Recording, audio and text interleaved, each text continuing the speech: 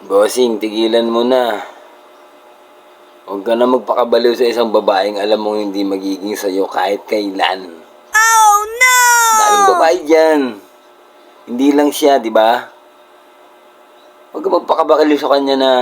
Huwag ka magpakabakaliw sa kanya na... What?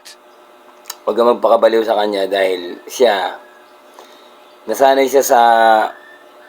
Kukutungan kita. Nasanay siyang, tumikim ng iba. Nasanay siya na ganun.